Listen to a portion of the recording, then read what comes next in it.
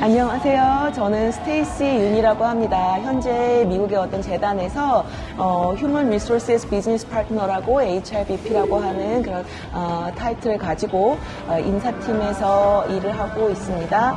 저는 영국에서 MBA를 공부한 후에 미국에 이렇게 취업을 해서 HR 일을 시작했는데요.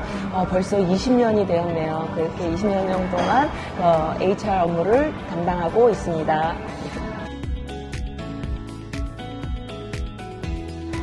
네, 그 질문을 굉장히 많이 받습니다. 이게 휴먼 리소스가 도대체 어떤 일을 하는 건지 이렇게 많이 이렇게 질문을 받는데요. 그냥 한국말로는 인사팀, 인사부서라고 생각을 하시면 될 것 같아요.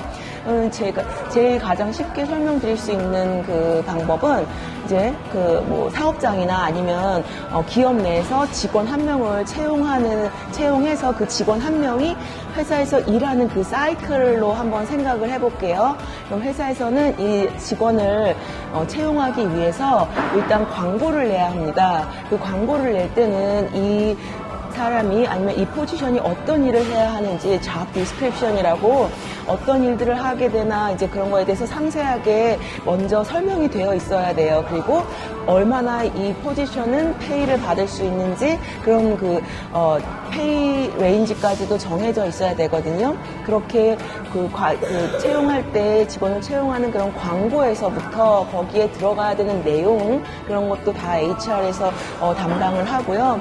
그렇게 해서 직원 채용 공고가 나갔으면 이제 사람들이 어플라이를 하잖아요. 그 포지션에. 그러면 우리가 나간 공고에 맞게 그 캔디데이트이 어플라이를 했는지 그 기준에 따른 캔디데이트를 이렇게 셀렉션을 합니다. 캔디데이트를 뽑고 그리고 인터뷰를 하는 과정까지도 하고요. 인터뷰를 해서 이제 하이어링 매니저와 누구를 뽑을 것인지를 또 긴밀하게 상의를 하고 그렇게 해서 딱 이 사람을 내가 이 포지션에 채용하겠다 결정이 되면 이제 얼만큼 오퍼를 할지 그런 뭐 페이를 얼마 나갈 건지에 대한 이런 결정도 하고 그리고 백그라운드 체크를 하는 그런 회사가 있으면 이제 이 직원이 백그라운드 체크에서 아무 문제가 없는지 뭐 크리미널 히스토리나 이런 거는 이 업무를 하기에 클리어한지 이런 것들을 또 확인하는 과정이 있습니다. 그럼 백그라운드 체크도 하고요. 그리고 나서 이 직원이 채용이 되면 온보딩이라고 하는데 그럼 이 조직이 이 직원에게 우리 회사는 이런 기준이 중요해요라고 그리고 이 직원이 필요한 이런 시스템을 셋업해주는 그런 과정을 온보딩이라고 합니다. 그렇게 이 직원을 이 회사에서 일할 수 있도록 처음에 셋업을 해주는 거죠. 그래서 팔러스나 이런 거 다 같이 리뷰하고 환영해주고 그리고 이 직원이 잘 일을 할 수 있도록 처음 셋업을 도와줍니다. 그리고 직원이 이제 일을 시작했어요. 일을 시작하면은 페이를 받아야 되잖아요. 그렇죠? 그러면 이 페이롤을 또 회사에 따라서는 페이롤도 그 HR 부서에 같이 포함이 되는 경우도 있고요. 그 다음에 베너핏이라고 많이 얘기 들으셨을 텐데 어떤 회사 뭐 베이케이션도 주고 아니면 헬스 인슈런스 이런 것도 다 제공을 하잖아요.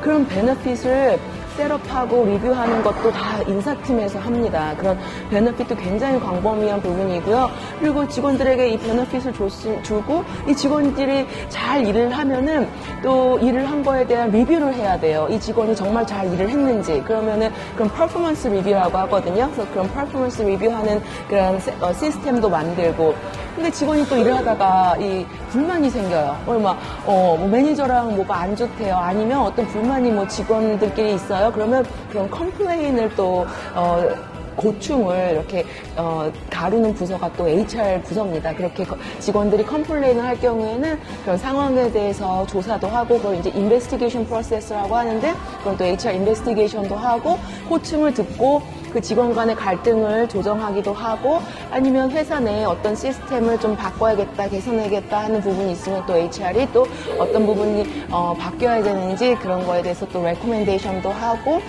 그런 일들을 하고 있습니다. 그리고 이제 직원이 다 다녔는데 또 다른 더 좋은 기회로 나가거나 아니면 은퇴를 하거나 이제 회사를 나가게 되는 경우가 있잖아요. 그러면 그런 거를 또 오프월딩이라고 하는데 그렇게 나가게 되는 그 직원들이 또 잘 이렇게 나갈 수 있도록 회사 내에 이제 그런 시스템에서 또 잘 이렇게 엑시트할 수 있도록 또 도와주는 그런 일까지도. 그래서 마무리에 또 보통은 이제 서베이가 나가죠. 그 나가는 직원들이 어떤 커멘트나 이런 회사에 피드백을 남길 수 있도록 그런 서베이까지 나가는 인플로이들에게 그런 서베이까지 받을 수 있는 그런 시스템까지 하는 그 한 사람을 고용해서 그 사람이 나갈 때까지의 그런 모든 사이클 안에 HR이 하는 일이 다 들어 있습니다. 근데 이제 어떤 기업에서는 이런 직원들이 정말 많죠. 막 1000명, 10,000명씩 되는 그런 경우도 있고, 또 이제 작은 사업장에서는 뭐 5명, 10명 뭐 이런 것도 있고,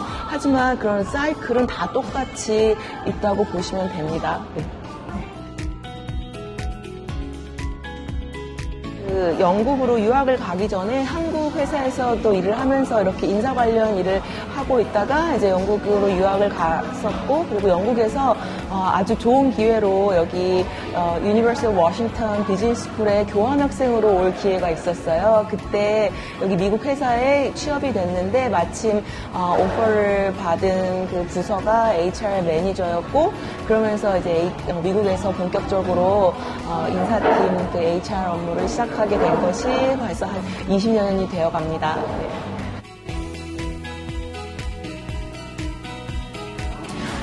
맞아요. 그렇게 생각하실 수 있는데, 이게 그 스몰 비즈니스나 어떤 일반 기업이어 있는 HR 디파트먼이 딱 있는 게 스케일이 다르다 뿐이지, 스몰 비즈니스 하시는 분들도 본인이 이렇게 뭐 오너시거나 아니면 매니저분들이 하시는 일이 HR 일이라고 생각을 하시면 됩니다. 정말 스케일의 그 크기의 차이 뿐이지, 그 HR이 하는 일을 다 이미 하고 계세요. 스몰 비즈니스에서도요.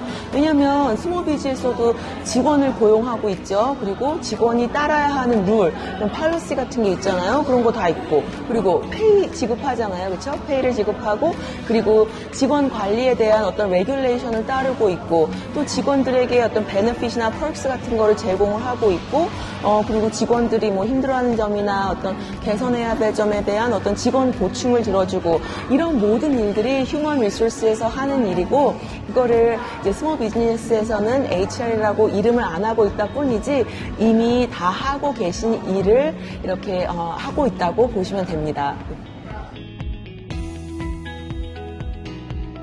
네, 그 이제 트럼프 대통령 출범 이후 현재 제일 이렇게 뉴스에도 많이 나오고 화두가 되고 있는 게 불법 이민자에 대한 이런 정책인데요. 강력한 정책인데요.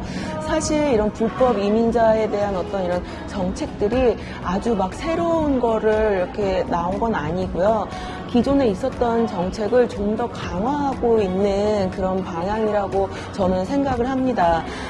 그렇게 미국 회사들은 어떤 이런 그 기업들, 우리가 생각하는 그런 큰 규모의 기업들 뿐만 아니라 이런 자영업 하시는 분들, 소규모로 이렇게 비즈니스 하시는 분들이 직원을 한 명을 채용하더라도 꼭 반드시 작성해야 되는 폼이 있어요. 그 폼이 뭐냐면 채용할 직원이 미국 내에 합법적으로 일을 할 수 있는 신분이 되는지 그걸 확인하는 그 폼이거든요. 그 폼을 I-9 폼이라고 합니다.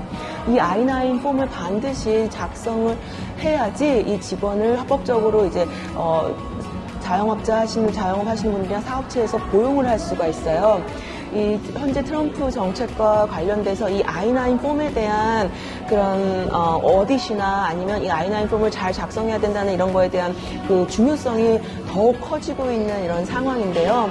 그래서 이런 자영업 하시는 분들이나 스몰 비즈니스 하시는 분들이 이 I-9 폼에 대한 어떤 그 폼을 뭐 이렇게 회계사님께서 직원 채용한다고 하면은 보내주시는 어떤 그 폼 중에 하나, 그냥 텍스트 폼이랑 같이 보내주신 폼 중에 하나를 이렇게 인식을 하시는데, 이 I-9 폼에 대해서 정확하게 인식을 하시는 게 굉장히 중요합니다. 현재로서는 더욱더 중요하고요. 이 폼은 직원을 채용하실 때 이 직원이 미국 내에서 일을 할 수 있는 합법적인 자격이 있는지를 확인하는 폼이고요.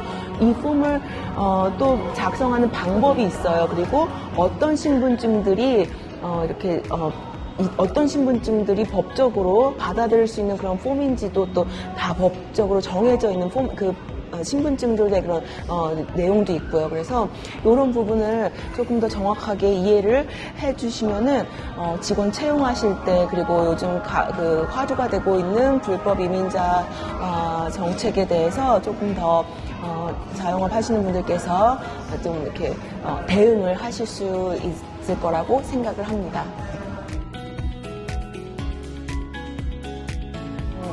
언더퍼포밍 하는 그 직원에 대한 고민은 사업장 규모와 상관없이 어느 곳에서나 있는 것 같아요. 보통 이제 어떻게 말씀을 드리냐면 무조건 이렇게 expectation이 정해져 있어야 돼요. 예를 들면 이제 기업들 같은 경우에는 job description이라고 해서 이 포지션에서 요구되어지는 그런 일들, 어떤 듀리가 있는지 그런 해야 되는 일들을 아주 그 채용하기 전에 명확하게 이렇게 써놓죠, 그렇죠?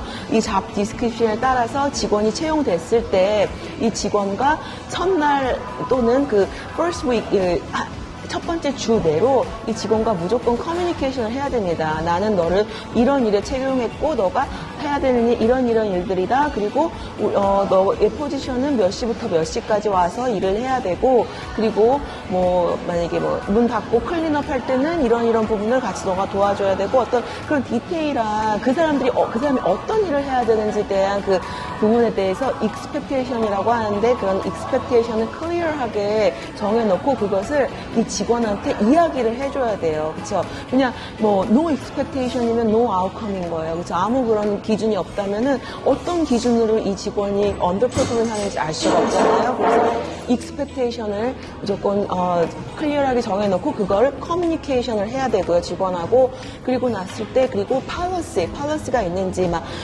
큰 기업들은 좀 policy가 굉장히 많아요. 근데 그렇게 많게 아니더라도 우리 식당에서는 아니면 우리 회사에서는 이렇게 출근해야 되는 시간은 이렇고 퇴근 시간은 이렇게 정해져 있다. 아니면 아플 수 있잖아요.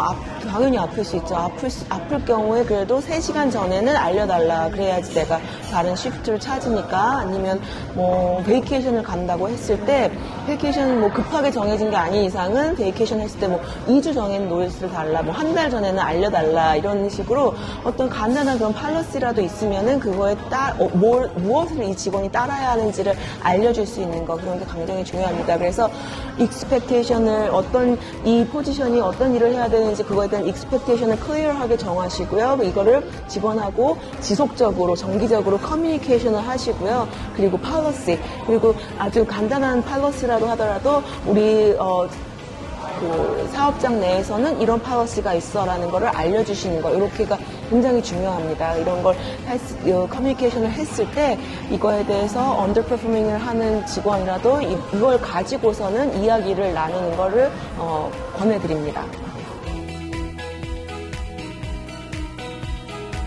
제가 그 HR, Human Resources 이쪽으로 이런 일을 시작할 때 트레이닝을 이제 받으면 거기서 트레이닝 받는 시간 동안 제일 강조하는 게 다른 게 아니에요.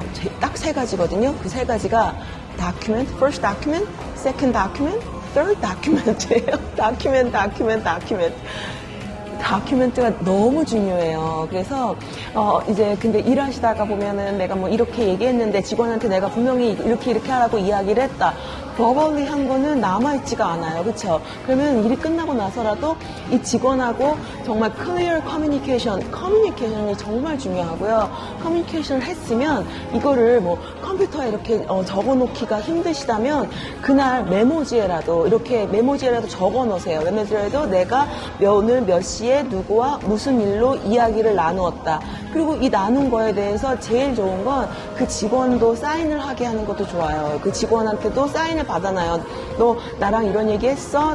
너는 다음부터는 나한테 최소 3시간 전에는 못 온다고 하면 알려준다고 내가 너한테 얘기했고, 너도 이거 이해했어? 이거에 대한 어떤 핸드라이팅이라도 종이에다라도 메모지에라도 이렇게 쓰시고, 그리고 직원도 사인할 수 있게 하시면 좋고요. 만약에 직원이 사인을 안 한다거나 해도요, 괜찮아요. 그냥 고용주 입장에서는 고용주분께서 이렇게 사인을 해놓으셨으니까. 근데 뭐 직원이 사인을 하지 않았다 이렇게 메모를 추가를 하셔도 좋고요. 근데 어떤 형태로든지 다큐멘트를 하세요. 그거를 그런 방법적인 거는 우리 고용주분들께서 상황에 맞게 가장 이렇게 편리한 방법을 빨리빨리 할 수 있는 거. 이거를 또 다음에 해야지, 내일 해야지 미루시면요. 그러다가 다큐멘트가 아무것도 안 되거든요. 그러니까 그 어떤 커뮤니케이션을 직원하고 뭐 퍼포먼스에 대해서 이야기를 나누었을 때는 그거에 대해서 가장 빨리 효율적으로 적을 수 있는 방법을 한번 고민해 보세요. 뭐 어떤 다이어리나 이런 수첩 같은 데다가 이렇게 적으셔도 좋고요. 컴퓨터에 빨리 하실 수 있는 걸 컴퓨터에 이렇게 해놓고 해주셔도 좋고요. 그래서 이렇게 가장 빨리 적어 놓을 수 있는 부분을 이렇게 좀 고민해 보시고 그걸 적용하시기를 정말 추천드립니다. 그래서 어떤 형태로든 다큐멘트를 남기는 거 어떤 형태는 중요하지 않아요. 근데 무조건 다큐멘트를 남기셔야 된다는 거 꼭 말씀드립니다. 네, 이 HR이 워낙에 이렇게 직원들이나 이런 회사 내에서의 직원 문제를 다루는 곳이다 보니까 각각 사업장들마다 갖고 있는 이런 빨리 해결해야 되는 이슈나 이런 현안이 많이 달라요. 그래서 더 궁금하시고 더 상담을 원하시면 저희 그 코러스브리지로 연락 주시면 됩니다. 코러스브리지 이메일 주소 여기 나가는데요. 코러스브리지 여기 이메일 주소나 아니면 전화번호 여기 나가는 이 전화번호로 연락 주시면 또 상담해 드리도록 하겠습니다. 감사합니다.